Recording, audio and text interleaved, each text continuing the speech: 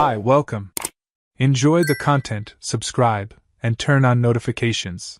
Brandon was never the type to fall in love easily. In fact, he had always been cautious with his feelings. He had experienced a few disappointments and knew how the excitement of the beginning could turn into frustration by the end. But when he met Haley, everything was different. It was as if time had stopped just so he could observe every gesture she made.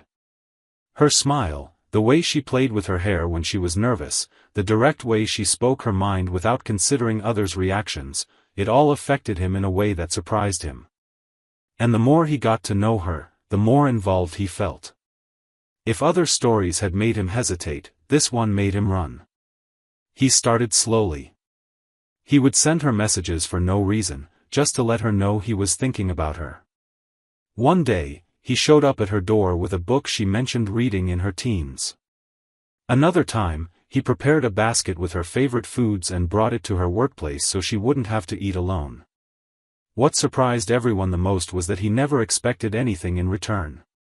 He did it because he wanted to. Because deep down, he wanted her to know she was special. Even on days when she seemed distant, he persisted.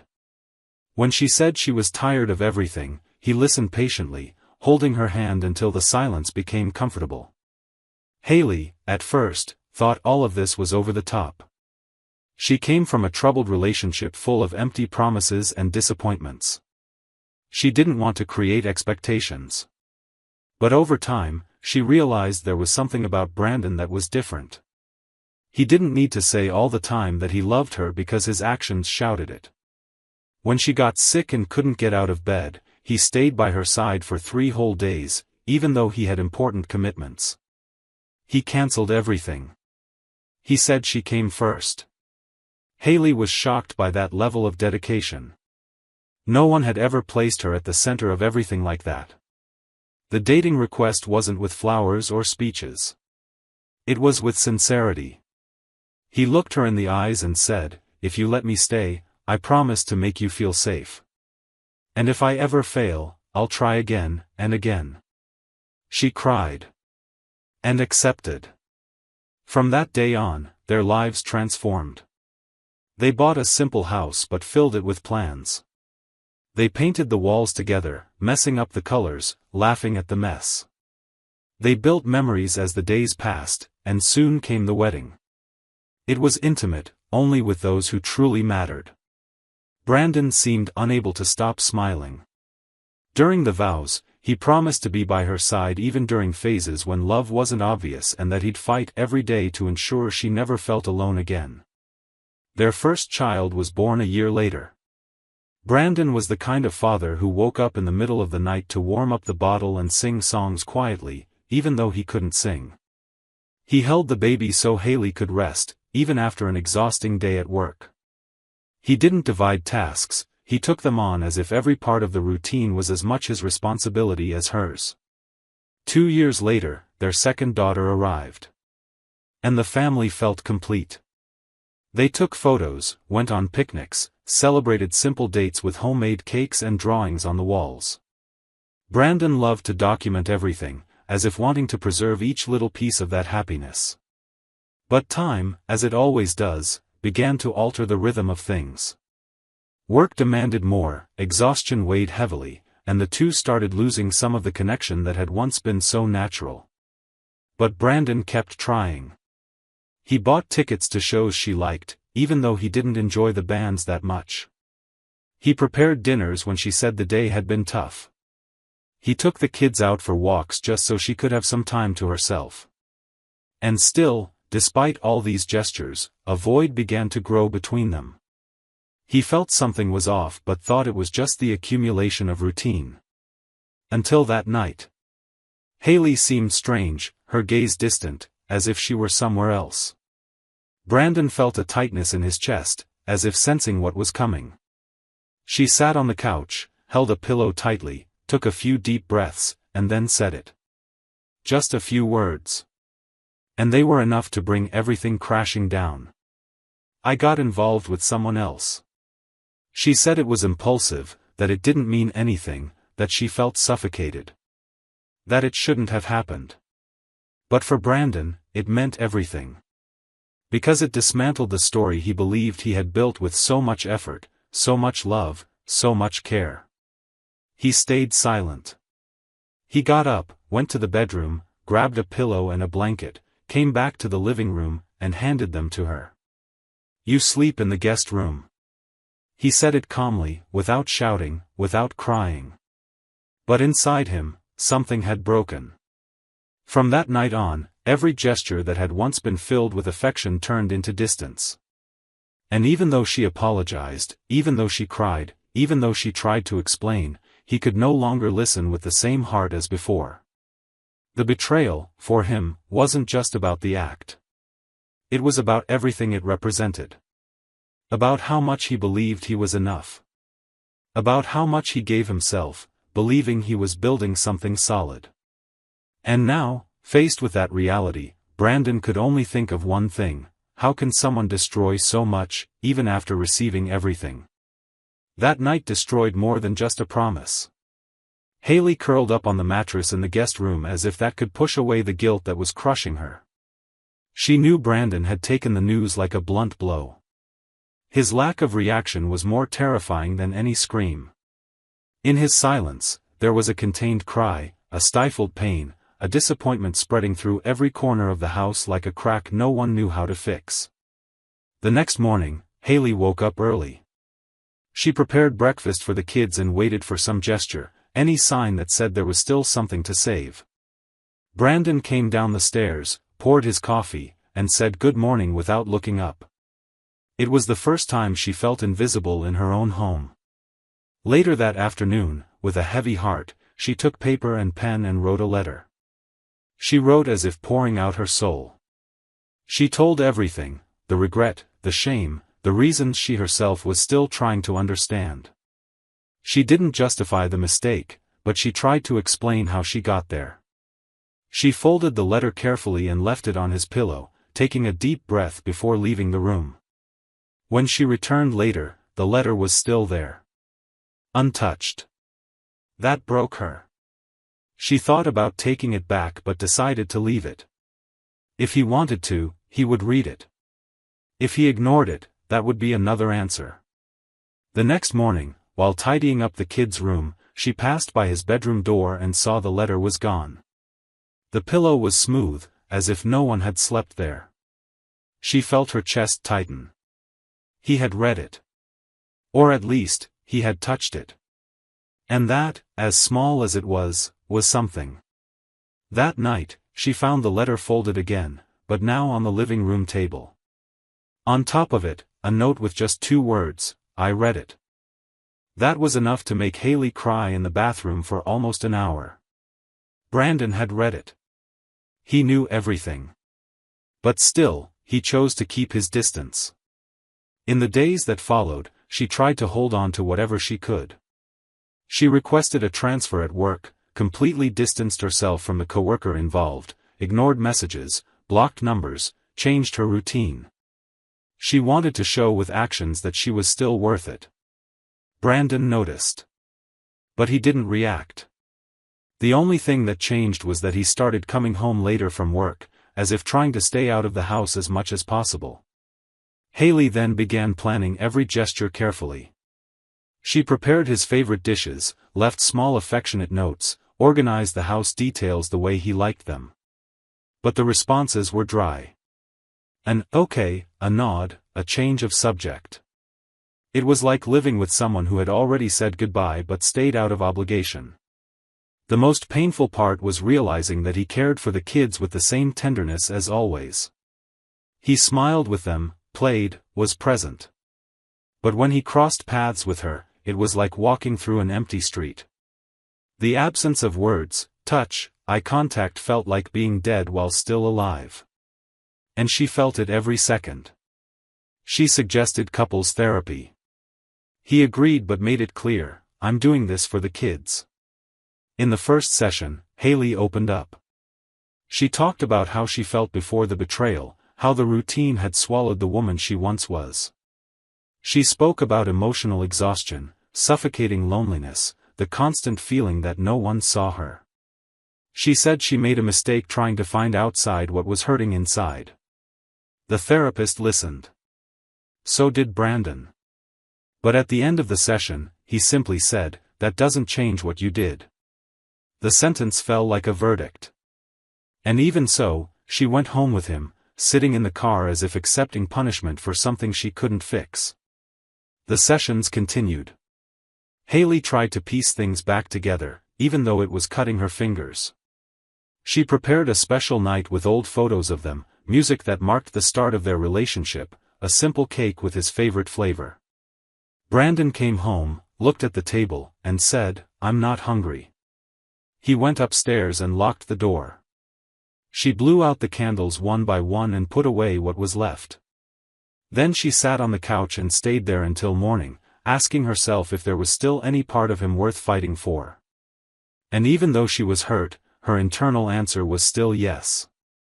But little by little, her gestures began to be avoided. Hugs bumped into crossed arms. Conversations were limited to the necessary. When she suggested something, he responded with short phrases. When she tried to show affection, he pulled back. The letter that once represented a chance to start over became just another reminder that he had already begun to say goodbye. And now, she was starting to realize that maybe she was fighting alone against something that could only be overcome together. At this point, Haley began living between guilt and attempts. She left the house earlier, came back later, left the kids with their grandparents on some weekends to see if creating space might open a crack between them. But what grew was the silence. And this silence, now, had a name, a story, a weight. And no matter how tightly she held on to everything she still felt, the sensation was that love was trapped in a place where Brandon no longer lived. After months of trying to sustain a relationship that had already crumbled inside, Haley proposed a trip. It was her last attempt. She suggested Hawaii, the place where they spent their honeymoon. She thought that maybe revisiting that scene could reignite something in Brandon. When she told him, she expected rejection, but he simply said they could look at flights. No enthusiasm, no opinion. She understood that he was only going because he felt obligated. She organized everything carefully. She asked Brandon's parents to take care of the kids and planned the trip as a return to the past. She booked the same hotel, chose the same tours, and brought the dress she wore when they first confessed their love. Brandon was polite upon arrival. He picked up the bags, thanked her, and looked at the ocean without emotion. On the way to the hotel, she tried to start conversations, but he responded with short phrases or nods. On the first night, Haley realized, he was only physically present. They repeated the activities from before. They visited the same tourist spots, smiled for others, but between them, there was no connection. Brandon followed the itinerary, participated, but it was as if he were absent. Haley, even so, kept trying.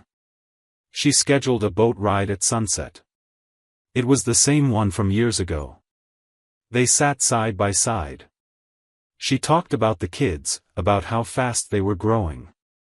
He responded without emotion. When she leaned her shoulder against his, he stayed still. He didn't pull away, but he didn't react either. Later, she invited him for a walk. They stopped where they once made plans for the future. Haley asked if he believed in fresh starts. He stayed silent for a few seconds, then said that sometimes we try to relive something that no longer exists. She hugged him. He hugged back. And kissed her. But the kiss was different. Without surrender, without urgency. It felt like a goodbye. That night, they slept together. But even in that intimate moment, Haley felt that he avoided looking into her eyes. She realized he pretended involvement while pulling away inside. The next morning, Brandon went for a run. When he returned, Haley waited for him with coffee. They sat together and drank in silence. He didn't mention the night before. He finished, got up, and went to take a shower. The rest of the day passed like a repeated script, without emotion, without reaction. On the last night, Haley prepared dinner in the room. She ordered his favorite dish, played the song from their wedding. Brandon walked in, looked at everything, and said, "You've always been good at setting these things up." During dinner, they talked about light topics. At the end, she approached and asked if he still felt anything. He thought for a few seconds and replied, "Last night, I closed my eyes because if I looked at you, I'd see his face. I tried. But there are images that stick. And that was it." She stayed quiet. That hurt more than any direct response. It was confirmation that he couldn't move forward. She cleared the dishes, blew out the candles, turned off the music. He went to take a shower. Haley stood in front of the mirror, looking at herself and realizing she had lost everything while trying to recover something that no longer existed. On the flight back, Haley looked out the window, holding back tears. She finally understood that no matter how hard she had tried, some wounds time cannot heal. And that some bonds, even with love, cannot withstand breaking. After the trip, everything became even colder. The attempt to rebuild only confirmed what was already clear: the bond between them no longer existed. Haley noticed that Brandon came home later, went out on weekends under the excuse of work events, and smiled more often outside the house than inside. She observed every change closely, trying to understand what was happening. Until one name started appearing frequently in his conversations with the kids: Nicole. First as a colleague. Then as someone fun. Someone who got his jokes, who liked the same shows, who knew how to listen. The way he talked about her was different. There was a sparkle in his eyes. Haley noticed it one afternoon when he told the kids that Nicole also had 2 dogs and that they had played in the park during a company event. This wasn't just casual conversation. It was closeness. The difference was in the small things: the way he smiled, the enthusiasm in his voice. At home, that sparkle hadn't been there for a long time. And Haley felt the pain of being replaced, even though Brandon hadn't said anything directly. It was a silent exclusion. One Sunday afternoon, he took the kids out for lunch and took a picture with them, which Nicole posted on social media. Haley saw it because a mutual friend tagged her. In the photo, he smiled in a way she hadn't seen since before the betrayal. The kids were happy, hugging, and Nicole appeared in the background, sort of on purpose, smiling too. Haley didn't say anything. But she felt everything. It crushed her subtly. She started locking herself in the bedroom more often. She avoided his usual hours. When he came home, she was already in bed. When she woke up, he had already left. That night, after putting the kids to bed, she came downstairs and found Brandon on his phone, laughing. When he noticed her presence, he put the phone away. She didn't ask anything. She went to the kitchen, poured a glass of water, took a deep breath, and returned. She stood at the door for a few seconds before saying, in a low voice, almost a whisper, "You seem happier when you're away from me." He didn't respond. He just looked at her. She continued, "I still love you. But loving someone who doesn't love you back is a daily defeat." Brandon swallowed hard but stayed silent. She then added, "I don't want our kids to grow up in a home where love has become a memory. I want them to see you smiling. Even if that smile isn't with me anymore." That's when she asked for a divorce. She didn't yell. She didn't cry. She just informed him. And for the first time since the confession months ago, Brandon looked up and stared at her. After a few seconds, he said, "If that's how you feel, I understand." She just nodded and went upstairs. That night, she slept soundly for the first time in a long while. The following days were organized practically. They divided responsibilities, discussed legal details, informed their families. The kids were the only ones who immediately felt the impact. They asked if their dad was leaving. Haley explained carefully that things would change, but both would remain present. Brandon reinforced this as well. At no point was there an argument. It was as if, in that silence between them, there was an invisible agreement of maturity. Everything seemed to follow a predictable path until, a few weeks later, Haley felt unwell. Daily nausea, dizziness. She thought it was anxiety or the stress of the divorce but decided to get tested. When she got the results, she had confirmation, she was pregnant. The impact was immediate. Based on the timeline, the weeks matched the night they spent together in Hawaii. Her heart raced. She didn't know if this was punishment, a chance, or just another twist in a cycle that refused to end. She thought about keeping it a secret. She thought about leaving town. She thought about everything. But that wasn't the kind of woman she wanted to be. She set up a coffee meeting with Brandon and, when he arrived, handed him the envelope with the test results. He opened it, read it calmly, and stayed silent for a few minutes. Then he looked up and said, "It's mine, right?" She confirmed. And he just took a deep breath and replied, "We'll handle this together." For the first time in months, he held her hand. Not as a husband, but as a father. Haley didn't know what this meant in the long term. But she felt that, even apart, there was still respect. A care that endured, despite everything. The pregnancy progressed with regular checkups. Brandon remained present. He helped with the kids, took Haley to appointments, and followed the tests. There was no romance between them, but there was presence. When the baby was born, he was there. He cried when he saw him for the first time. Haley cried too. For different reasons. He cried for the son. She cried for everything that had been, for what they had tried to be, and for what they already knew would never be again. Their story came to an end without fights but full of marks. Brandon moved to a nearby apartment. He spent time with the kids, with the baby, and built a new routine. Haley continued with hers. She helped the kids with school, took care of the new baby, and gradually rediscovered her strength. The love between them turned into something else. It became care, respect, a permanent bond because of the children. But the marriage ended there. Without scandal, without complete forgiveness, without going back. Only after a long time did Haley understand that the greatest act of love she could still offer was to free Brandon from all of it. And that sometimes, when you love someone, the hardest thing isn't to fight. It's to let go. And allow each person to carry the scars they choose to bear. Suspicious of your wife or daughter-in-law? Don't go through what we saw in the video. Check the link in the comments and get the ebook with valuable tips and investigator-approved sites to clear your doubts. Thank you for watching the video.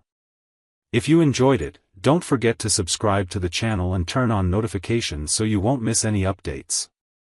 See you next time.